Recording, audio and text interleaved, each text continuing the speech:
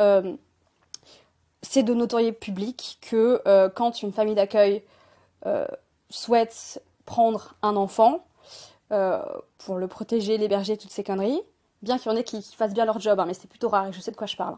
D'accord. Mais on dit que l'enfant a son mot à dire. Bullshit, de la grosse merde, c'est faux, ça n'existe pas. C'est-à-dire que si la pire des familles de bâtards, d'enfoirés, en fait, décide de vouloir prendre ce petit-là, parce qu'il a plutôt une bonne gueule, l'enfant, si il aime pas les autres gueules en face, eh ben il va se faire foutre profond. Voilà. L'enfant n'a pas son mot à dire. Et c'est faux, et je te le dis, et ça ne m'a pas que concerné, ça a concerné tous ceux avec qui j'ai grandi, et je le sais aussi, tous les autres de foyer, le gamin n'a pas son mot à dire. Voilà, donc si jamais toi tu sens que la famille avec laquelle dans laquelle t'es placé, tu vois, ça va mal se passer, on s'en fout, tu vois. T'as connu la violence, t'as connu le viol en foyer. On va en parler dans quelques instants. Et pourtant, même dans cette famille de parrainage qui t'accueille, Ouais, tu connais aussi la violence parce que t'es battu par la à la mère, cette bête. mère de famille que tu appelles, que tu surnommes la bête. Ouais.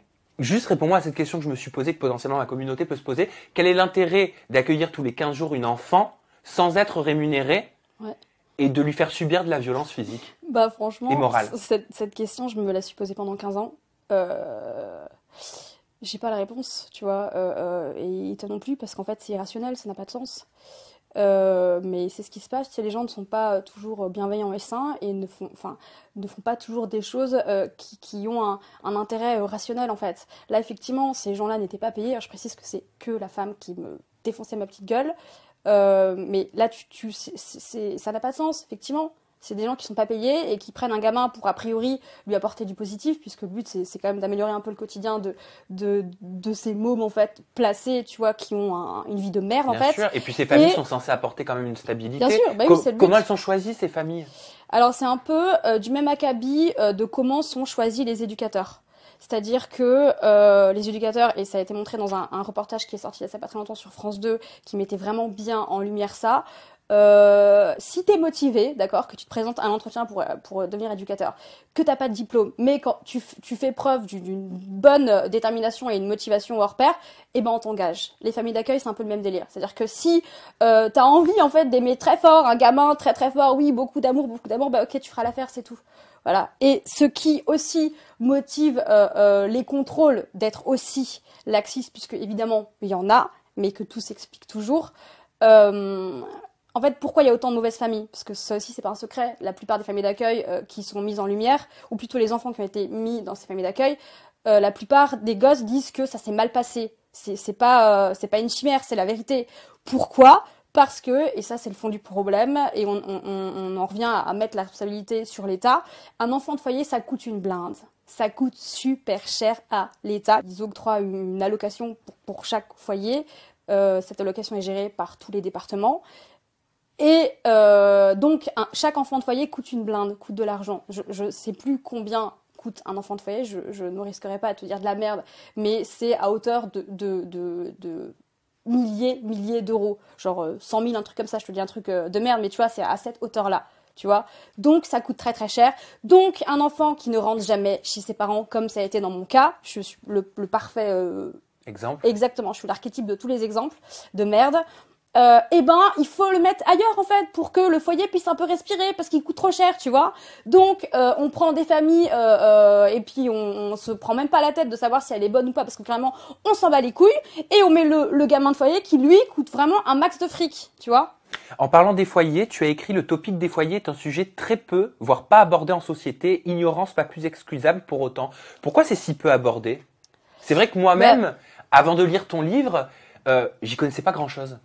mais oui, mais c'est déjà c'est pas de ta faute et c'est courant, c'est-à-dire que en fait, ouais, il y a non, enfin, il y a quasiment pas de reportage sur l'univers des foyers, tout ça, c'est un truc en fait, la plupart des gens pensent que les foyers, tu vois, quand un peu tu peux réfléchir à ça, c'est une colo, tu vois, c'est un internat.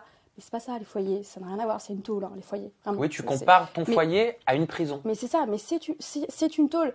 Tu parles avec n'importe quel gamin qui a été placé en foyer, il te dira la même chose, que c'est pas une colo, c'est une tôle.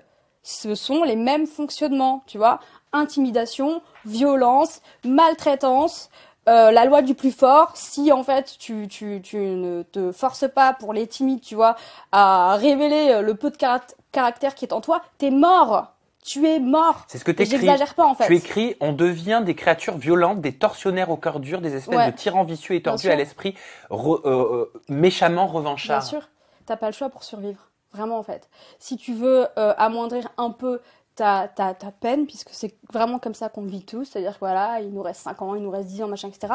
Tu n'as pas le choix juste de faire avec les règles qui te sont imposées spécifiques à l'environnement des foyers, tu vois, à savoir la loi du plus fort qui régit tout. Et donc oui, quelqu'un qui est d'un naturel plutôt doux, voilà, et va basculer parce qu'il n'aura pas le choix pour sa survie, je t'assure, tu vois.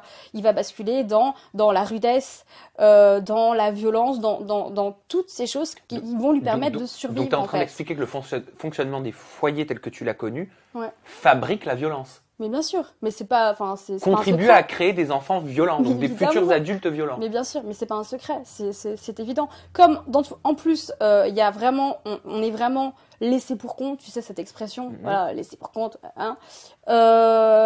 Bon, enfin, tu vois, bien sûr que tu fabriques des adultes déviants, violents, machin, etc.